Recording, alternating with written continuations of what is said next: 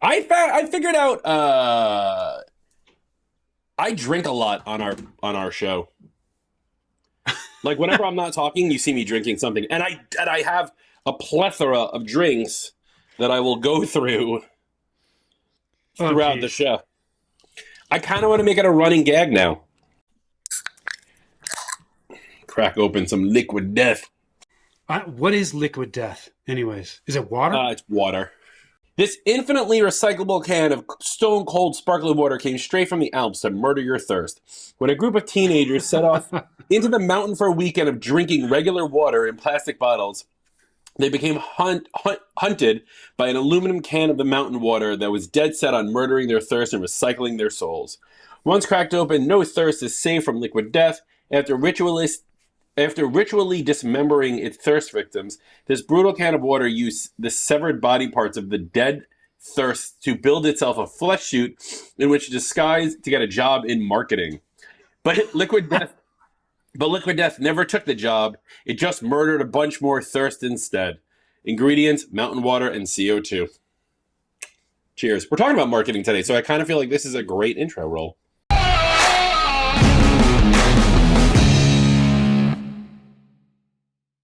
Are we ready to go? I'm giving Eric a heads up today before we start because he usually gets mad that I started with going, "What's up, everybody? Welcome to the All Things MSP podcast. I'm your host, Justin Esgar, with OG host Eric Anthony. And today we have a special guest, El Presidente Extremo of Rialto Marketing. I made up his title. He's the owner, president of Rialto Marketing, Mr. Tim Fitzpatrick. Eric, Tim, how are you today, gentlemen? I'm rocking, man. I'm ready to dig into this. Yeah, Eric. sounds great. Eric, what's going on? It's been a week since we last talked. How are we looking in the MSP world? How are things? Oh, in the MSP world, I think it's great. I mean, we obviously there's been some breaches this week, which is kind of normal. On a personal note, I did cancel my Dollar Shave Club membership this week. Oh, And by the way, the reason this is important, and the reason it ties into marketing, right, is because the reason I did it was because they changed out the razor. Like without telling me. I mean, I did go back and find a couple of emails, but they just decided to give everybody else a new razor. It sucks. oh no. Okay.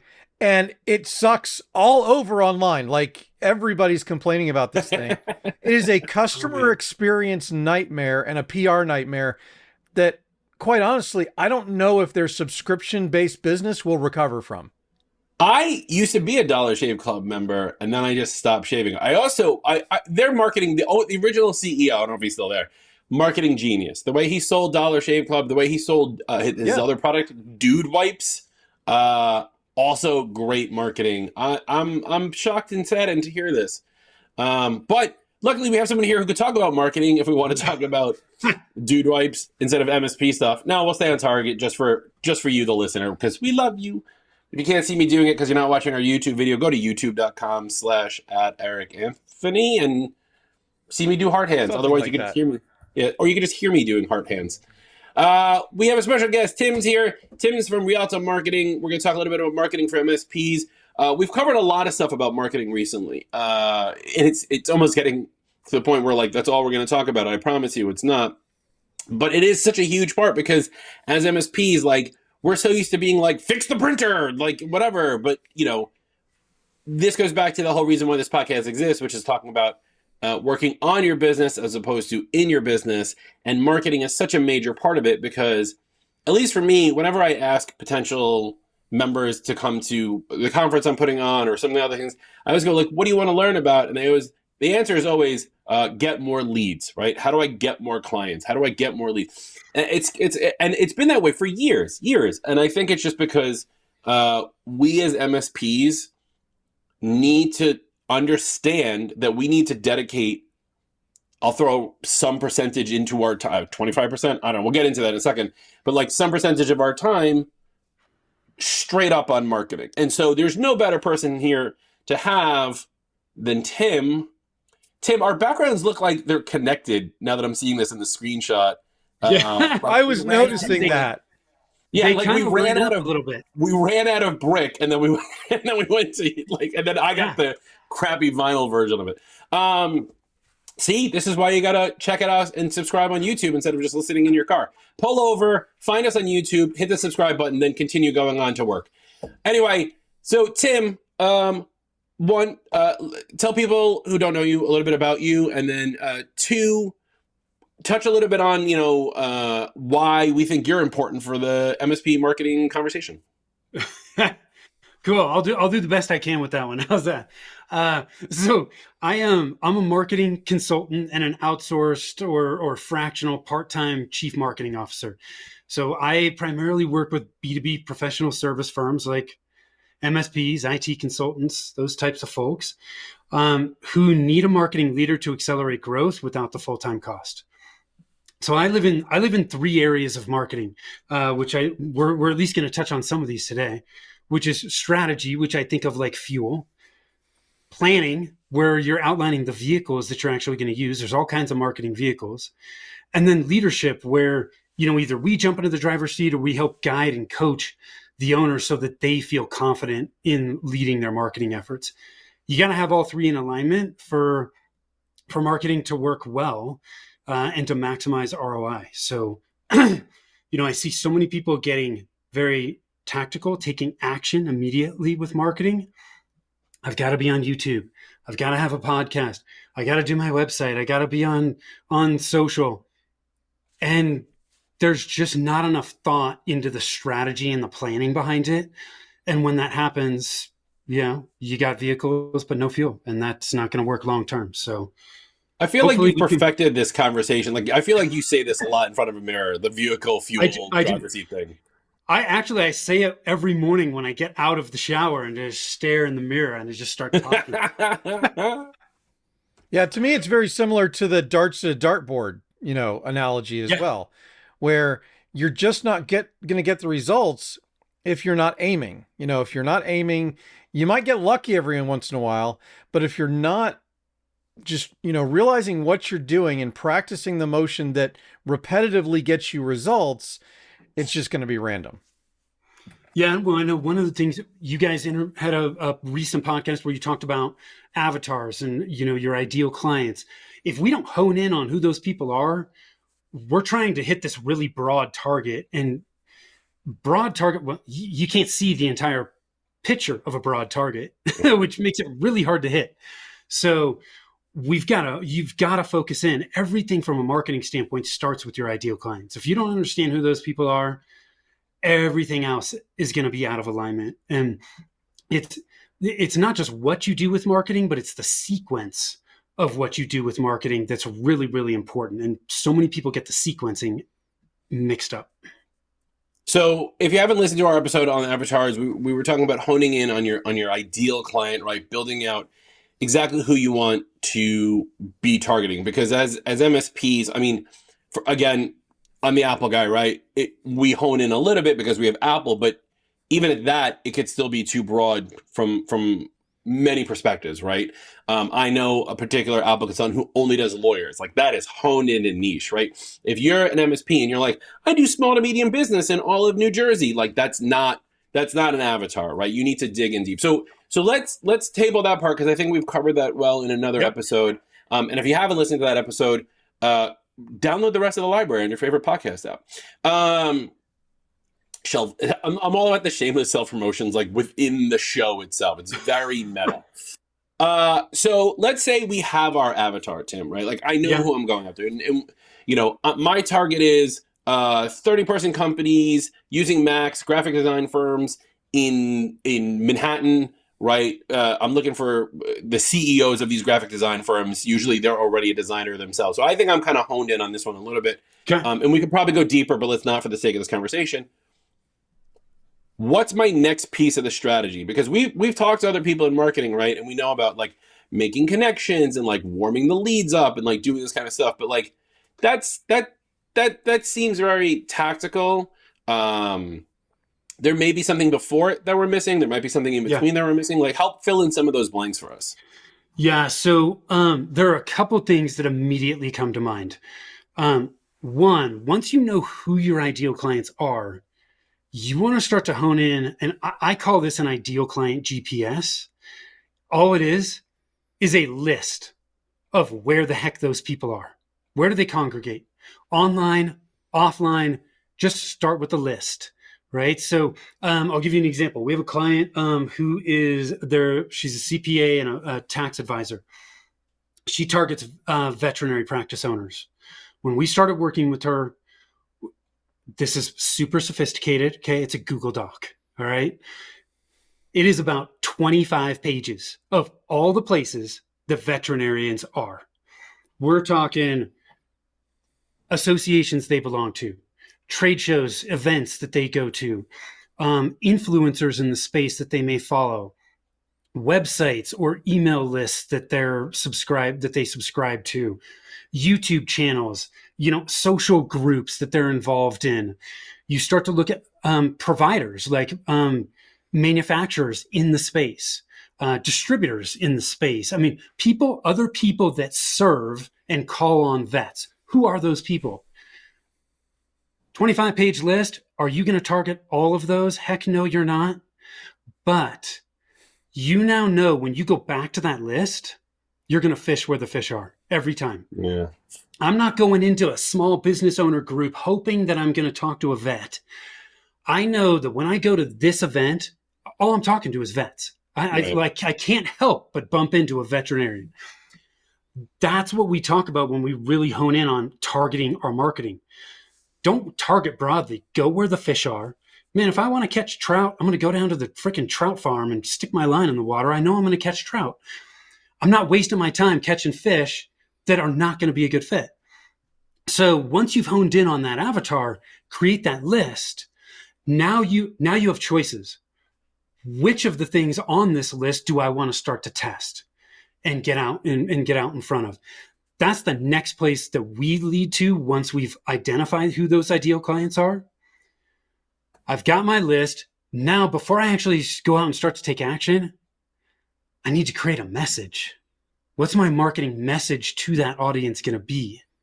And look, I'm not going to single out MSPs for this conversation because I see this in almost every industry. But if just as a test, when you're done listening to this, or right now, pause it, go pull up 5 of your competitor sites, take the logos off, and tell me if you can identify who the heck they are.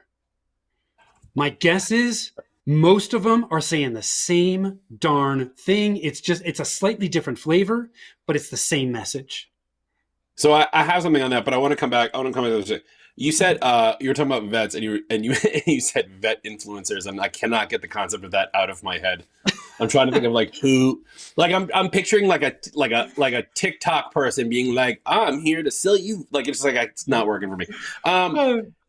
The website thing is actually really interesting. So ACES Conference 1, 2015, we had a branding and marketing person on, this wonderful woman, Pia Silva, and she actually did exactly that. She pulled random, because we gave her the list in advance, she pulled random attendees' websites, took off all of our logos, and put them all up on the screen, and they all look the exact same. And what pissed me off more than anything else was that she put mine on there also. And I was like, I thought we were friends, man. Like, what happened?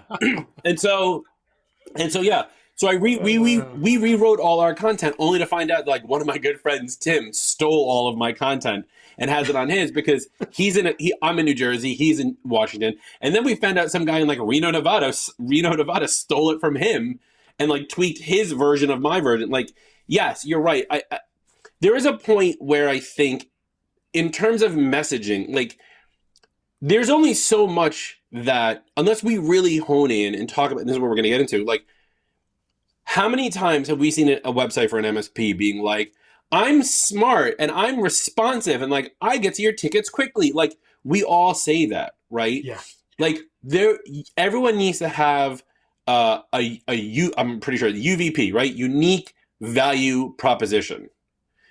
What makes you different? This guy who's the Mac lawyer guy, there's no other Mac lawyer guys. He goes to all the law conferences. He he probably has lawyer influencers on TikTok. I'm going to sell you this law book. Sorry. But like that's his thing. Like, I think this guy's got it honed in tight. However, here's my kick, and and we can come back to this part later. Is he limiting himself? That's a common roadblock.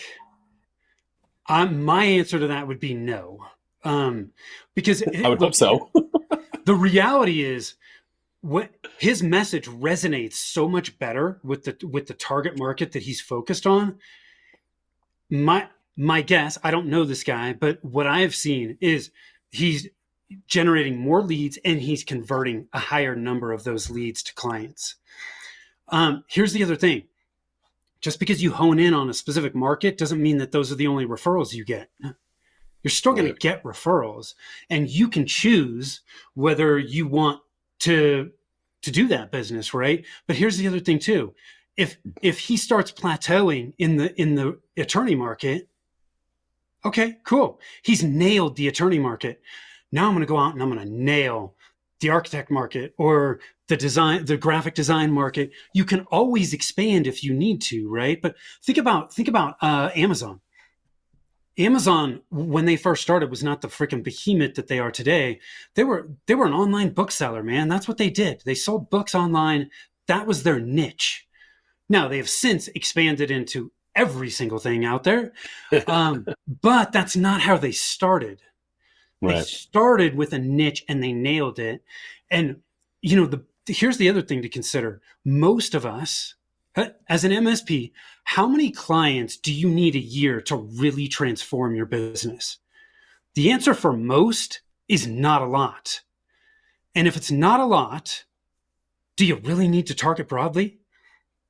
I mean, if there's a conference, if there is a conference around the specific niche you're thinking about, my answer is it's big enough. It's big enough for somebody to have an event around it. So there's certainly more than enough people for you to target in that audience. So go narrow now, because here's the other thing. When you focus, things become much easier. Yeah. You're not so overwhelmed with, oh my God, I could be here. I could be here, here, here, here. No, it's a limited list. Much, much easier. Life becomes way, way easier. So do you guys want to interject in that? Well, I would just say that, when you're talking about messaging and niching down, I think one of the primary reasons, and Tim, you're the expert, so tell me, one of the reasons for niching down on your messaging is to make that messaging more effective so that when it's hitting that audience, it's actually having more of an impact. 100%, right? Because the language you use for an attorney might be different than, frankly, we know it's different than if you're trying to reach doctors, right? Yeah. Attorneys talk about clients, doctors talk about patients. If you're outreaching to doctors and you're talking about clients, they're going to be like, dude, where is this guy from? So it helps you really understand their lingo, how they communicate it, because our message needs to be in their words, not ours. When the message is in their words, they're like, oh my gosh, like Tim's talking to me, Justin's talking. Was Eric in the meeting we had last week? Like, he's talking about all the stuff that we were just talking about. That's what we want to have happen. And it's impossible for that to happen until we understand who those ideal clients are.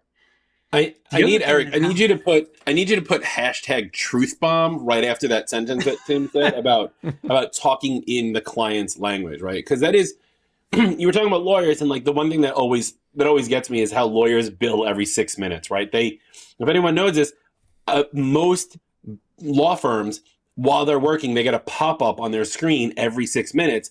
Are you still working on this project? And they have to hit yes. That's how they track their time, right? No other industry does that, right? No. Graphic design firms, marketing agencies don't do that. So like, that's a great thing. Like, you have to know that industry well enough and speak in their language. I think that's one of the reasons why that we do pretty well with nonprofits, because I can speak nonprofit.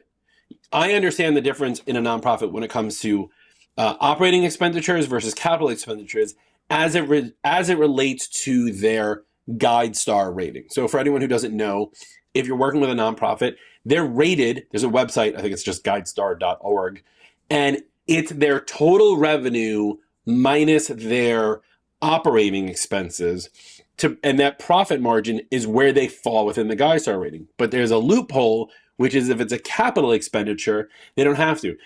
If you don't work with nonprofits, you don't understand the words that I'm saying right now.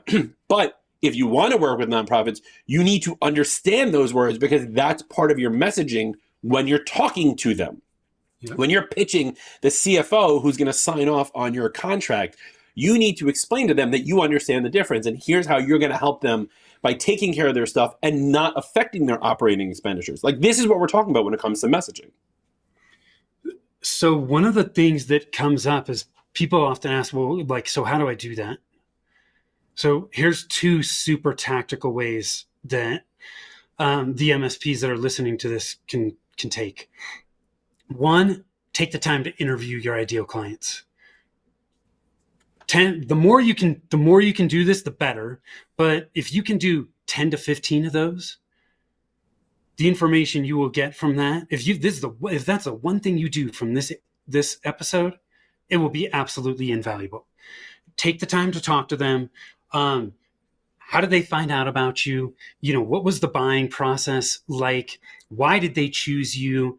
What was the problem that they were having? What result are they now experiencing? What's the benefit? What's life look like now? You want to hear all of that in their language. The other thing you can do is look at online reviews. Online reviews are a treasure trove of valuable information, because oftentimes people talk about what they didn't like, they talk about what they liked, they talk about the problem they had. I'll give you a perfect example. We worked with a residential siding contractor. This was before the pandemic. It was like 4 or 5 years ago. And man, contractors are notorious for the same thing we already touched on. You go to like siding, residential siding, Denver, they all say the same thing. Like, high quality siding, #1 siding contractor in Denver. It's like, who cares? Like, that is not about me. It's about them. Our message needs to be about the client.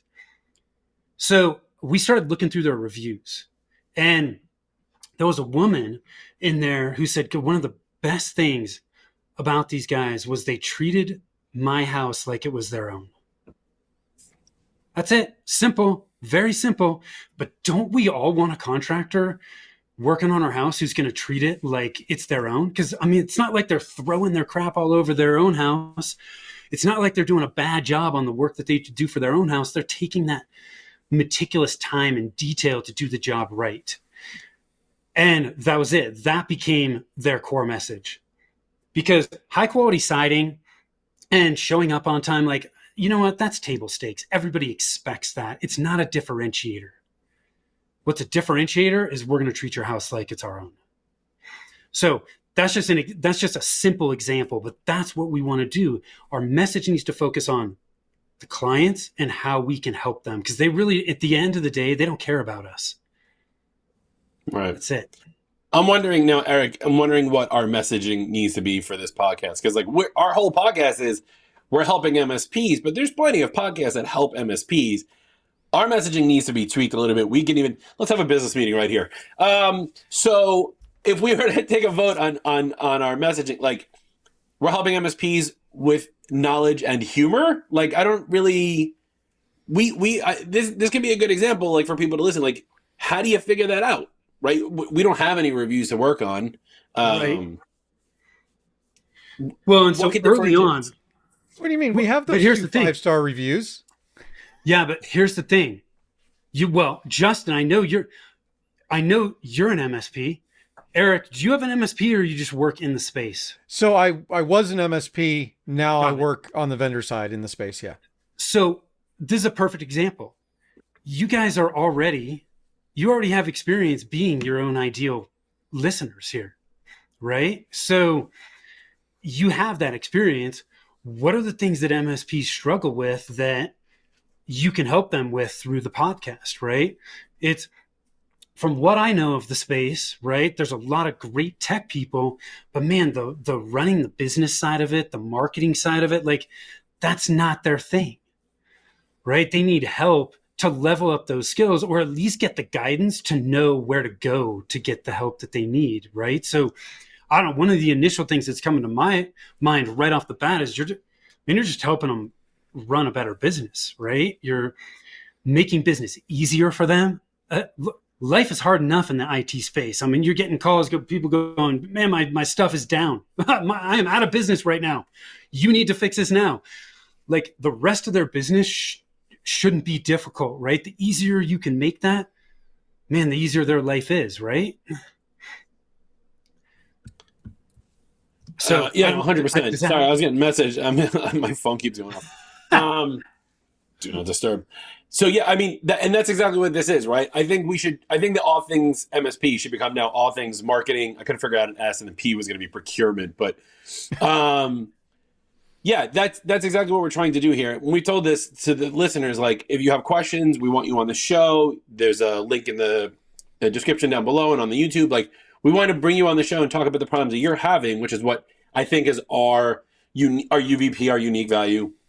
Is that we want to bring, we're not just going to keep blasting you with experts like Tim. We want to bring you on the show to talk about your specific problems, kind of like an old helpline back in the day. Like, I'm thinking like a 1990s helpline. Oh my Lord, that should be a great, like, I'm thinking this stupid stuff where, like, the intro music now just needs to be like a phone ringing, like like a call bank. Sorry, I'm diverging off of this. Okay, so we have our avatar. We understand that we need to work on our messaging. So yeah, your first tactical item is interview your existing clients to find out why they went with you, what their pain point were that you made, because you may have been with a client for 10, 15 years, you don't remember, and get that language from them, because you want to, yes, most likely, and if I'm interpreting this correctly, if you're working with a particular type of firm or vertical, whatever the language they use, the other firms that you want to work with are going to use the same language. Yes. Right? Okay. Yeah. So, and you hear about the problem, right? In their words, what was the problem you were having? Like, why did you reach out to us? Right. You have to understand that. So we've now constructed this messaging. We know what we want to say. How do we get it out there? Who are we telling it to? Yeah. Yeah. Well, that's where the ideal client GPS, right? That list comes into play. So that you can choose what's going to make the most sense for you. And then you gotta put that plan together. Like, what is your plan going to be so that you know where your priorities are? Because the thing with marketing, especially today, there's so many different channels and so many different tactics. If you don't have a plan that outlines what your priorities are, you're going to be like a squirrel chasing a nut. Like, you're going to be chasing every shiny object that comes across your computer screen, and that's going to be daily. So you have to have something that allows you to eliminate that distraction, and that's what plans do for you, right? They outline your priorities so that you have clarity, and when we have clarity, it reduces our stress. So we got to put a plan together. If you want, look, I use a 90-day marketing plan for our business, for our clients. If you want, I can walk the audience through those 6 steps to try and help people with that. If we've got time for it, I don't know. Timekeeper Eric, what do you got? We got time? Oh, I think you're muted, dude. Can't hear you. All right, now you're gonna have to edit.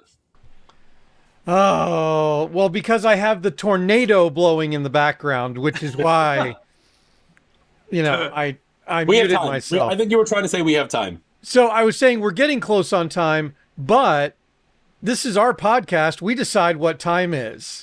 Yeah. So our podcast. All right, yeah. All right, Tim. Let's do the first 3, and that way we'll leave people hanging, because then they need to call you to get the other 3, right? So there you go. Yeah, we can do that. Here, let's do this. Let's do the last 3, because I think those are probably where they're going to get the most value. Perfect.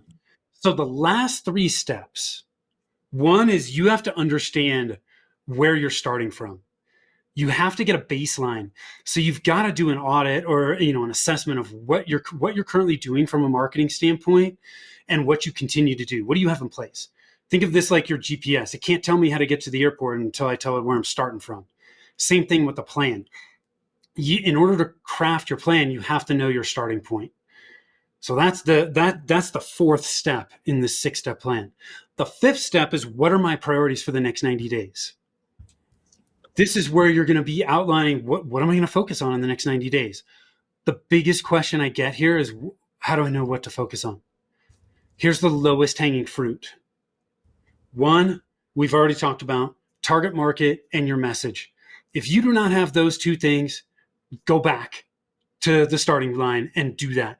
Because if you just skip it, you're going to waste time and money, and you're going to come back to it 6 months, 9 months, 12 months, however far out, you're going to come back to it at some point and go, my God, I should have done that. I just wasted all this time and money. Second, your website. Even if you're 100% referral, people are not just picking up the phone and calling you or emailing you. They're going online to check you out. If your website has lousy messaging, they don't see the value, it looks like it was built in 1995, you're losing business and you don't even know it. Okay. Website's super important. Everything you do from a marketing standpoint drives people back there. So think of it like the hub. The third thing that's low-hanging fruit is what's already working. People are always focused on, what do I need to do next? What new thing should I be doing? When the reality is, there's something that's already working in our businesses, and I guarantee you it's not fully optimized. Guarantee it. Like, I can't tell you how many people I talk to who are like 80% of their leads are referral. And I'm like, what's your system for that? How do you do that? What do you mean? When do you ask for referrals? We don't ask. It just happens because we do great work. Well, what would happen if you actually asked throughout the customer journey? If you had a referral program, or you reached out strategically to referral partners, right? There are gaps in what's already working. Fill those gaps. You're going to get much quicker results starting there. The other one related to that is what used to work that you stopped doing, because that happens too. So those are 4 pieces of super low-hanging fruit for your first 90 days. The last step is the metrics. What numbers am I going to track? So many people don't track numbers, or they track the wrong numbers. To me, there's tons of vanity metrics in marketing. Like, I don't care how many followers you have on Facebook. Like, if you're not generating leads from that are becoming clients, then who cares? So 3 metrics that are an easy place to start. How many leads are you generating each month? Where are those leads coming from? So what's the lead source? When I understand the lead source, I'm starting to get information about which marketing activities are actually working. And the third is, how many new clients? With how many new clients and how many leads, I know what my conversion rate is. You can track a ton of other metrics. Those are the 3 best places to start. That's awesome. So that's the last part. Did I do that concisely enough? Yeah, no, that's awesome, man. I was just cool. texting Eric because I don't want his tornado blowing, but I was like starting on number 4. I feel like we're doing like a Star Wars thing, which might be the title of the episode. Star Wars. I think we can throw a Star Wars theme in here. We can. It's your YouTube channel. I don't care if you get it pulled down. It's not on me. No, but that's awesome, Tim. And I think there's a lot to be said here. And again, marketing for MSPs is such a broad thing. But the points that you're making here of using the marketing GPS, as it were, honing your messaging, honing your avatar, or who your target market is going to be. Like, if you, the listener, think about this, right? You went within the episode today with Tim and a previous episode with Paul Green, like, your marketing efforts went from a funnel that's 45 miles wide to like pinpoint accuracy to be able to get more clients, because now you know who you want, how to talk to them, and what to do, right? So right here, I don't know what episode number we're up to at this point. It already feels like we've been doing this for 3 years, but like within the short amount of episodes we have, everyone who's listening right now should be able to get at least 10 new clients just from this information alone. This stuff is so important excuse me, this stuff is so important for businesses to understand. I implore you to take a quarter of your week and work on your business and work on things like this. Reach out to people like Tim and his company Rialto Marketing for help. I mean, you got to pay them, but like, it's worth it. Like, come out, go for them to help. These resources are there. And Tim, you've been doing a lot of work, you said earlier, with a lot of MSPs. I know you and I are doing some work together, and you've worked with a couple of my friends. Like, work with people like Tim, like Paul, who work within the space, who understand it. If you can't do it yourself, there's a reason why you're not in marketing. You own an MSP. There's a reason why Tim is in marketing. There's a reason why I'm not in marketing. I'm in business coaching. We'll go with that. Eric, you have anything else you want to say, or is the tornado still like blessed? It's not a real for the listeners. It's not a real tornado. Eric is safe at home. That's true. I should explain just briefly. It's the air conditioning. My third floor, when it's the only thing being air conditioned, has 2 vents. And so the entirety of the AC system is blowing through those 2 vents when my zone is the only zone that's on. Yeah. But I think this is a great episode. I think it's a great way to kind of continue on the topics that we've had in terms of marketing. And I think to that point, what you said earlier, Justin, marketing is one of the biggest things that MSPs just don't know how to do because they've never had to do it before. Yeah. Well, everyone listen, thank you so much. Tim, where can people find you online and hire you immediately to help them with their marketing? Thank you. There's 2 places they can go. Rialtomarketing.com. That's RIALTO marketing.com. You can connect with me there. The other thing I'll make available to your audience is at revenueroadblockscorecard.com. At revenueroadblockscorecard.com, we put together a tool there where you can diagnose which of the 9 revenue roadblocks is slowing down your growth. It takes less than 5 minutes, really hones in on the 9 things that we see slowing down growth. Reports customized based on your answer, so go check it out at revenueroadblockscorecard.com. Justin, Eric, thank you so much for having me. I've enjoyed connecting with you guys, so thank you. Tim, that's awesome. Thank you so much for offering that to all of our listeners. For everyone else, don't forget to like and subscribe, follow us, join the Facebook group, facebook.com/group/allthingsmsp, or just search All Things MSP, or search for Eric Anthony. You'll find it because he's the admin of the group asking questions all the time. We're on YouTube. We're on your favorite podcast app. We're on Spotify now, right, Eric? Yes. Thumbs up. We are. Yeah, oh, wow. We're really getting out there. Spotify, Google, Audible, and of course, Apple Podcasts. Nice. That's what I'm talking about. Get the messaging out there. Get your friends listening. My mom listens to this show, and she doesn't understand anything we're talking about. It's totally okay. Get out there. And hope everyone else enjoys their day. That's it for us. Bye.